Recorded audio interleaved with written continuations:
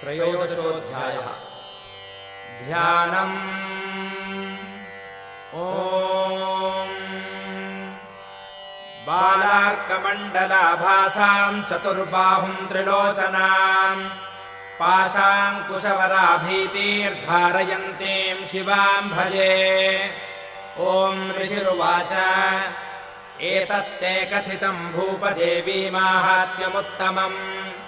एवम् प्रभावा सा देवी ययेदम् धार्यते जगत्।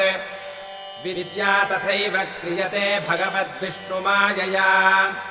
तया त्वमेष वैश्यश्च तथैवान्ये विवेकिनः।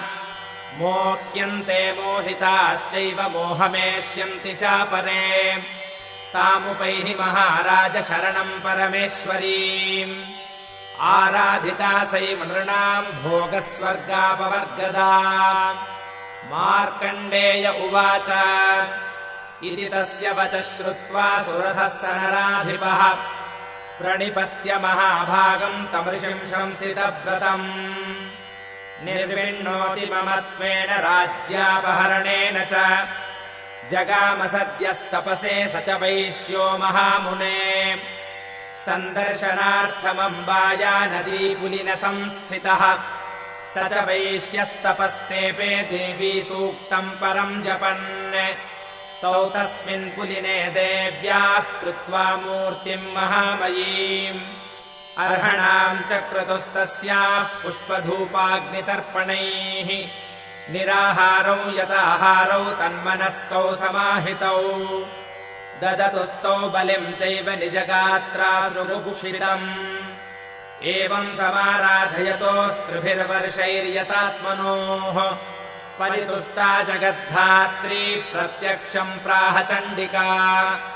देव्युवाच यत्प्रार्थ्यते त्वया भूपत्वया च कुलनन्दन मत्तस्तत्प्राप्यताम् सर्वम् परितुष्टा ददामि तत्। मार्कण्डेय उवाच ततो वव्रे नृपो राज्यमभिभ्रंश्यन्यजन्मनि। अत्रैव च निजम् राज्यम् हतशत्रुबलम् बलात्। सोऽपि वैश्यस्ततो ज्ञानम् वव्रे निर्विण्णमानसः। ममेत्यहमिति प्राज्ञः सङ्गविच्युतिकारकम्। देव्युवाच स्वल्पैरहोभिर्नृपते स्वम् राज्यम् प्राप्स्यते भवान्। हत्वा रिपूनः स्खलितम् तव तत्र भविष्यति। मृतश्च भूयः सम्प्राप्य जन्मदेवाद्विवस्वतः। सावर्णिको नाम मनुर्भवान् भुवि भविष्यति। वैश्यवर्यत्वया यश्च वरोऽस्मत्तोऽभिवाञ्छितः तम् प्रयच्छामि संसिद्ध्यै तव ज्ञानम् भविष्यति।